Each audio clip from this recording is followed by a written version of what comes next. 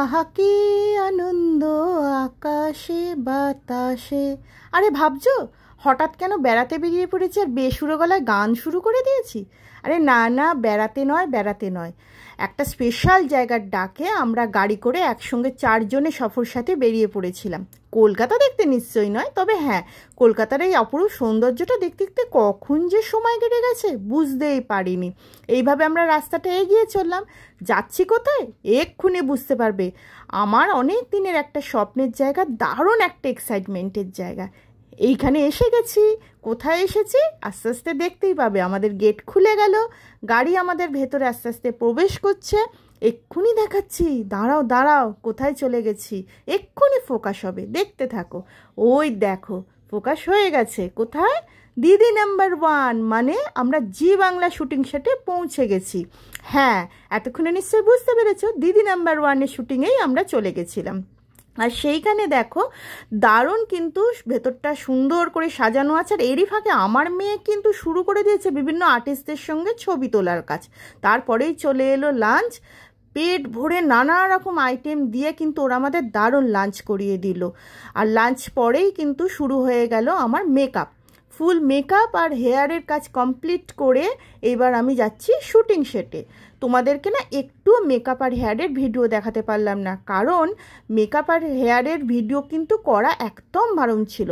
এই শুটিং সেটেও কিন্তু ভিডিও করা বারণ ছিল, তবুও তোমাদের জন্য যতটা পারলাম চেষ্টা করে একটুখানি দেখালাম।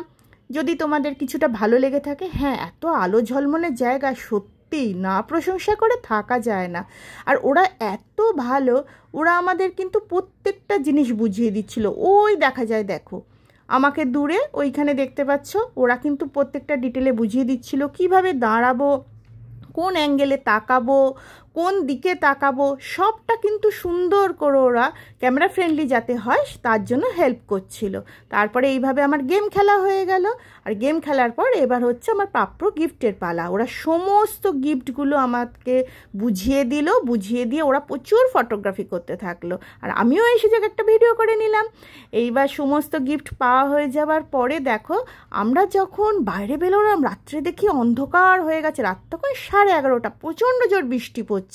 আর এরই ফাঁকে আমাদের ডিনারের জন্য ওরা ব্যবস্থা করতে থাকলো। এবার ডিনার খেতে যাওয়ার পালা। আর দেখো এই যে আমার সেলফি কুইন, এত রাতেও কিন্তু তার ছবিতে পোজ দেওয়াতে কোনো খামতি নেই। নতুন করে সে হাই হ্যালো করছে এত রাতে। ও বাবা, আবার নতুন করে ভালো করে বসছে পোজ দেওয়ার জন্য, নতুন করে ছবি উঠবে বলে। হ্যাঁ, দিদি নাম্বার 1 বলে তো কথা। এবার আমাদের ডিনার খাওয়ার পালা শেষ। এইবারে ওরা আমাদের সমস্ত গিফটগুলো সব কটাকে তুলে গাড়িতে পৌঁছে দিচ্ছে। এই যে এয়ার কুলারটা চলে গেল, এয়ার পিউরিফায়ার আসছে, মশলা আসছে, সাবান টাবান, টেবিল ফ্যান সব কিছু দিয়ে দিয়েছে। এবার আনতে গেছে গ্যাস বার্নার। হ্যাঁ, গ্যাস বার্নারটাও ওরা দিয়ে দিচ্ছে। প্রত্যেকটা আইটেম ওরা আমাদের গাড়িতে তুলে দিয়েছে। সত্যি জি বাংলা সেট থেকে এত হেল্প করেছে।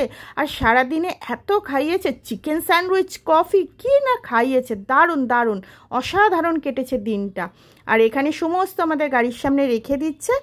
আর আমাদের ব্যবস্থা করা হচ্ছে কিভাবে এগুলোকে গাড়িতে তোলা হবে। এই যে আমার কর্তামশাই এসে গেছে, সমস্ত কিছু ম্যানেজ করে সে গাড়িতে তোলার জন্য ব্যস্ত। আর প্রত্যেকটা গিফট কিন্তু আনবক্সিং করে সব কটা তোমাদের সামনে দেখাবো। টাটা।